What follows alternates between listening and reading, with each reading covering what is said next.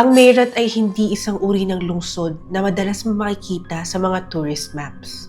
Ito ay isang working city, isang tunay na lungsod. Ang uri ng lugar kung saan ang mga tao ay nauunang gumising bago sumikat ang araw.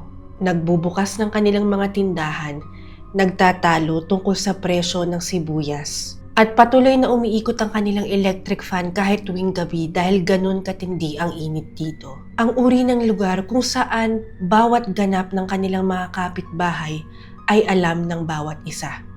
O sa tingin nila ay alam nila. Sa lugar ng Indiranagar, Meerut, may isang rented flat. Walang kapansin-pansin sa labas. Isang karaniwang apartment sa isang karaniwang gusali. May isang pamilya sa loob. Isang asawang lalaki, isang asawang babae, at isang batang anak na babae. Ang uri ng pamilya na makikita mo kahit saan sa lungsod na tulad nito. Madalas nawala ang asawang lalaki dahil sa trabaho. Ang asawang babae naman ang nangangasiwa ng mga bagay-bagay sa kanilang bahay. Ang anak naman nilang babae ay pumapasok sa paaralan. Nakikita sila paminsan-minsan ng kanilang mga kapitbahay. Mukhang maayos, mukhang normal. Pero sa loob ng flat na yon, sa isang sulok ng bahay, ay may isang blue drum. Isang malaking industrial blue drum. Ang uri na ginagamit para gawing imbakan. At sa mga linggong darating, ang blue drum na yon ang magiging pinaka-pinag-uusapang bagay sa buong India. Kasi sa loob nito, natatakpan ng mga semento at buhangin ang natitirang labi ni Saurabh Rajput.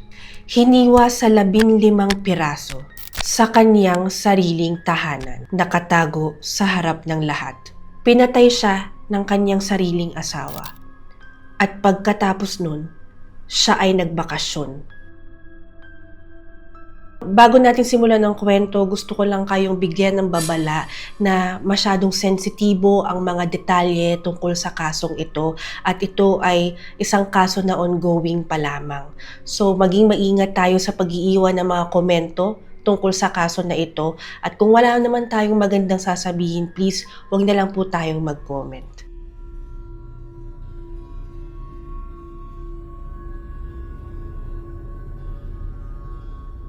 Story time tungkol sa isang blue drum at sa isang pamilya dito sa India.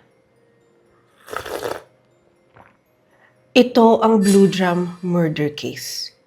Hindi lang ito kwento tungkol sa isang krimen. Ito ay tungkol sa manipulasyong ganito kakalkulado, sobrang methodical, cold-blooded, na nang matapos kong mag-research tungkol sa kaso na ito, I really had to sit with it. Let's start from the beginning. Si Saurabh Rajput ay 29 years old. Siya ay isang merchant navy officer. Isang karera na maglalayo sa iyo mula sa iyong tahanan, pero very reasonable ang kita. Pero kapalit nito ay may kabayaran na mas mahirap sukatin. Oras. Oras sa pamilya. Oras para maging physically present ka kahit sa sarili mong buhay. Na destino siya sa London. At ayon sa lahat ng ulat, si Saurabh yung tipo ng tao na gusto talagang mag-work yung marriage. Minsan nang sinacrifice ni Saurabh yung kanyang career. Iniwan niya yung pagiging merchant navy para bumalik sa India at makapag-spend ng time with his daughter and his wife. And when things started to break down between them, bumalik siya sa kanyang trabaho.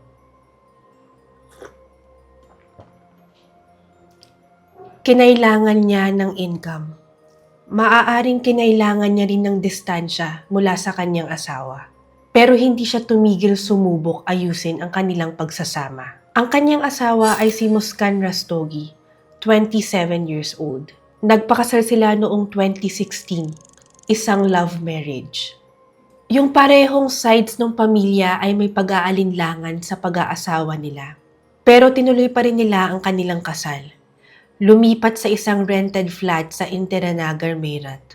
Humiwalay sa kanilang mga pamilya and started building their life together Side note ko lang, napaka-importante ng pamilya dito sa India. Usually kahit after marriage, magkakasama pa rin yung mga pamilya, yung mga magulang, lalo na dun sa side ng lalaki.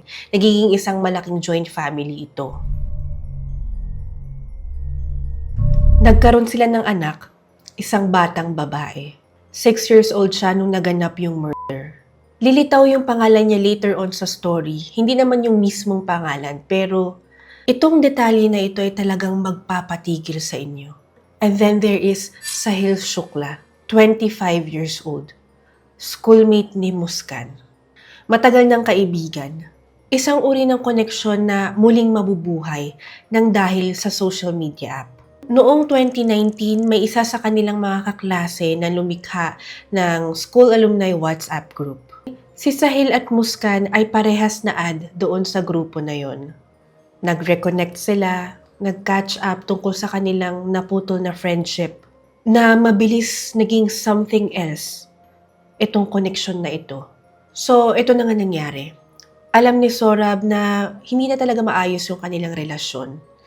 At natuklasin din niya ang affair noong 2021. Hindi sa pamamagitan ng hinala, hindi sa pamamagitan ng kutob, kundi dahil nakita ng kanilang landlord, si Sahil and Muskan, sa isang objectionable situation at direkta siyang nagsumbong kay Sorab. Nag-file si Sorab ng divorce, sinubukan niyang umalis, pero kinumbinsi siya ng kaniyang pamilya na manatili. Nabigyan pa ng pagkakataon ang kanilang kasal. Nasubukan pa nilang ayusin ang nasira na. Ang desisyon na yon, ang manatili, ang nagbalik sa kanya sa flat na yon at sa blue drum na yon. Ang mga investigasyon ng pulisya sa kasong ito ay nagbabago kung paano mo basahin yung buong timeline. Matagal nang pinagpaplanuhan ni Muskan Rastogi ang pagpaslang sa kanyang asawa. Simula pa noong November 2023. Hindi linggo, hindi lamang ilang araw na galit. 4 na buwan na pagpaplano. 4 na buwang pamumuhay kasama ang kanyang asawa. O pagpapanggap. Habang binubuo niya ang blueprint sa kanyang isipan kung paano niya wawakasan ang buhay ng kanyang asawa. Ang motibo ayon sa pulisya ay malinaw. Si Sorab ay isang hadlang. Hadlang sa gitna ng buhay na gustong makamit ni Muskan kasama si Sahil. At ito ay napagpasyahan na ni Muskan na kapag bumalik si Sorab sa kanilang tahanan ay hindi na siya muling makakaalis pa. At si Sahil, paano nadala ni Muskan sa loob ng planong ito? Dito na nagiging kakaiba ang kaso na ito mula sa ibang na-cover ko. May alam si Muskan Rastogi tungkol kay Sahil na hindi alam ng karamihan. Namatay ang ina ni Sahil at malalim yung pagdurusa niya sa pagkawala nito. To the point na naniniwala siya na kaya niya pa rin makipag-usap sa espiritu nito. Sabi sa ilang reports, si Sahil ay nagpa-practice ng black magic at occult. Sabi ng mga kapitbahay, ang madalas daw na sinusuot ni Sahil ay black at yellow na mga kulay ng damit. Natuklasan naman ng pulisya ang mga dinescribe nila na mga tantric markings at cryptic symbols sa loob ng kanyang silid. Muskan took advantage of that grief. Ang napaka-vulnerable na pagdadalamhati ng isang lalaki na mahal ang kanyang ina, wineponize niya yun. His death is destined in Muskan's hands. Yan yung actual message na sinend mula sa isang fake na Snapchat account. Ginawa ito ni Muskan gamit ang mobile number ng kanyang kapatid. Nagpapanggap siya bilang ang kaluluwa ng patay na nanay ni Sahil. Gumawa siya ng 3 fake accounts. Yung isa nga nagpapanggap siya bilang yung patay na nanay ni Sahil. Yung isang account naman nagpapanggap siya bilang nanay mismo ni Muskan. And then yung pangatlong account, nagpapanggap siya na bilang sarili niyang kapatid. Ginawa niya ito para bumuo ng ilusyon na sumasang-ayon ang kanyang pamilya sa kanilang relasyon ni Sahil. At gusto niyang iparating yung message kay Sahil na parang ipinag-utos ng universe ang kamatayan ni Sorab. Yung message na sinend ni Muskan bilang patay na nanay ni Sahil para siyang galing sa isang fever dream.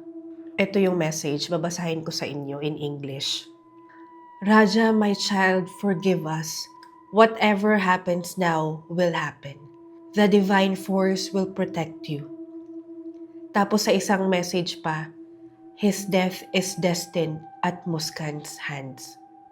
Nakikipag-usap siya sa isang lalaki tungkol sa kamatayan ng sarili niyang asawa.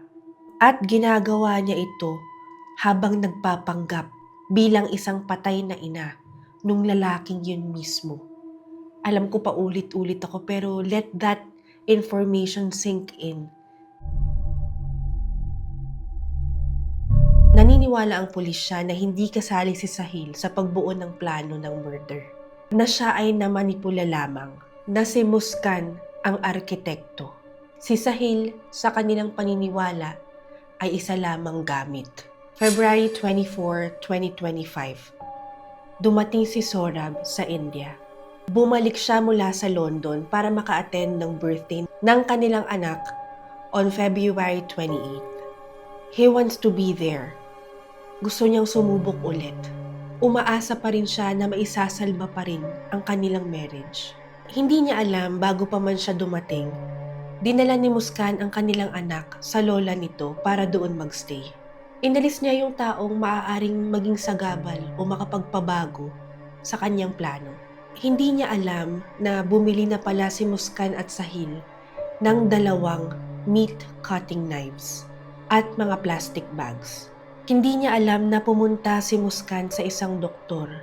Sinabi niya na meron siyang anxiety. Ginamit niya yung prescription na yon para bumili ng sedative injection na tinatawag na Mezolam.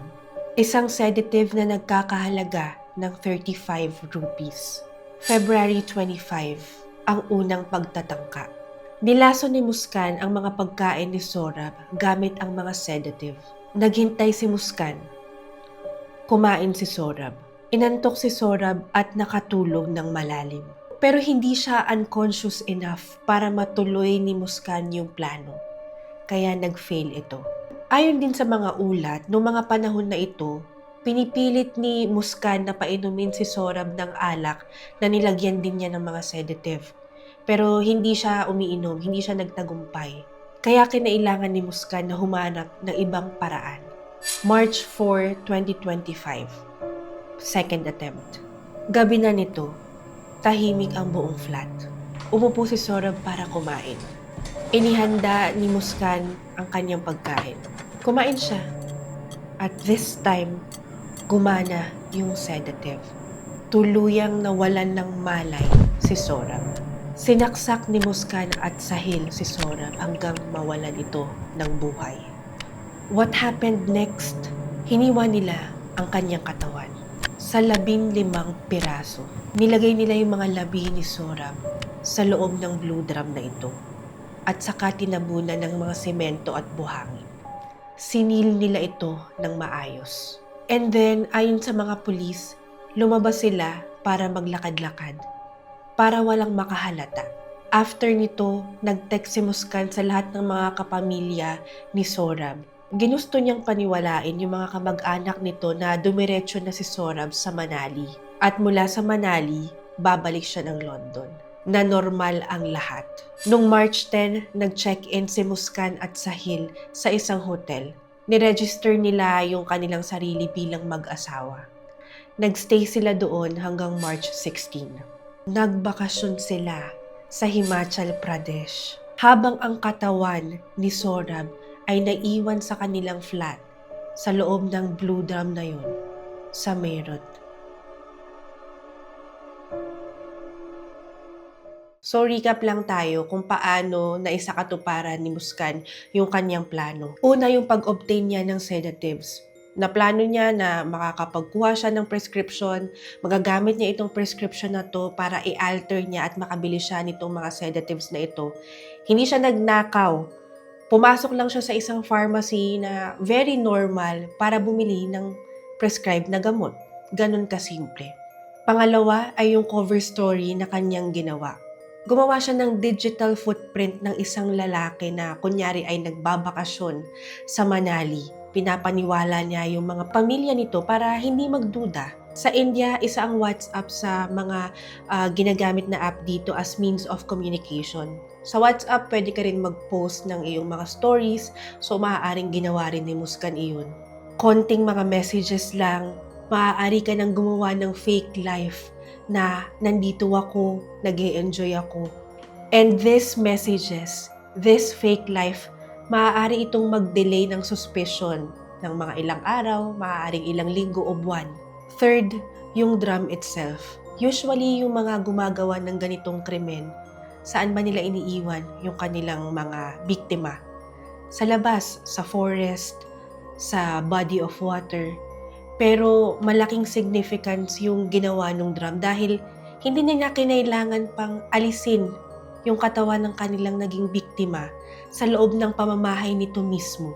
Yung semento nag-a-absorb ng odor. Sinisil nito yung decomposition ng katawan. Kaya naman hindi ito umamoy sa mga kapitbahay ng mabilis. Number 4, na naging isa sa mga rason para maiksakatuparan ni Muskan yung kanyang plano ay medyo heavy ito. Yung pagpilit ng pamilya na wag iwanan wag ituloy yung divorce at sa halip ay subukang ayusin ng paulit-ulit yung sira na ngang relasyon. Winepolize ito ni Muskan. Yes, meron ng divorce sa India, pero para sa mga Indian families, hindi pa rin ganun kadaling matanggap ang divorce. Kaya mas pipiliin pa rin nilang ayusin ang sira ng relasyon. Bumalik na sila sa Hill at Muskan mula sa kanilang bakasyon noong March 17 sa Mayrat, kung saan naghihintay ang drum na kanilang iniwan. At dito na nagsimulang mag-crumble lahat. Nawawala si Saurabh at hindi pa naririnig ng mga kapamilya niya yung mismong boses nito ng ilang mga araw na.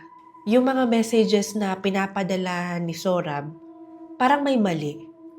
Hindi rin siya sumasagot sa mga tawag.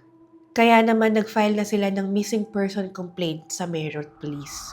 Dinala ng pulisya si Sahil at Muskan for questioning noong March 18th at umami naman sila agad. Alright, and moving to India, the parents of Muskan Rastogi, accused of murdering her husband, a merchant navy officer in the state of Uttar Pradesh, have expressed their grief and anger over the incident. Muskan, along with her partner, allegedly killed her husband, dismembered his body, and sealed the body parts in a drum filled with cement. Dahil dito tumungo ang mga investigador sa kanilang flat. Nandoon ang blue drum. Nakasil ng mabuti, mabigat. Tahimik ang buong flat. Sa loob ng drum na ito, nakita nila ang mga natitirang labi ni Saurabh. 15 pieces. Nakasemento. May isang bagay tungkol sa kaso na ito na hindi ko pa binabanggit. Ito yung detalye na talagang dudurog sa puso ninyo. Ikilabutan ako dito. Okay. In-interview ng media ang nanay ni Saurabh matapos ma-discover ang blue drum. Sabi niya, yung 6-year-old daw niyang apo, ang anak ni Saurabh at ni Muskan, matagal nang binabanggit ng bata, ilang days bago maganap ang aresto. Binabanggit na ng bata ang mga salitang ito sa kanilang mga kapitbahay. Papa, drum mehe. Papa is in the drum. Habang yung mga matatanda na nakapalibot sa batang ito ay hindi malaman kung saan hahanapin si Saurabh bago pa umamin si Sahil at Muskan, alam ng 6-year-old na bata na ito kung nasaan yung kanyang ama. Diyos ko, kinikilabutan talaga ako. Hindi kinumpirma ng pulis kung naging witness pa ang batang ito sa krimen or kung narinig niya ba ito somewhere. Pero the fact na lumabas sa bibig ng batang ito yung mga salitang yun, sa edad niyang yun, sa konteksto na yun, ito yung isang bagay na walang document, walang charge sheet, walang investigation report ang makakapag-capture ng saloobin ng batang yun.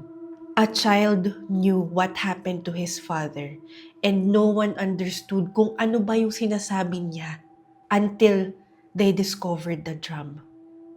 Until umamin yung nanay niya mismo at si Sahil. Meron pang isang detalye ang investigation na ito na hindi ko pa nare-reveal.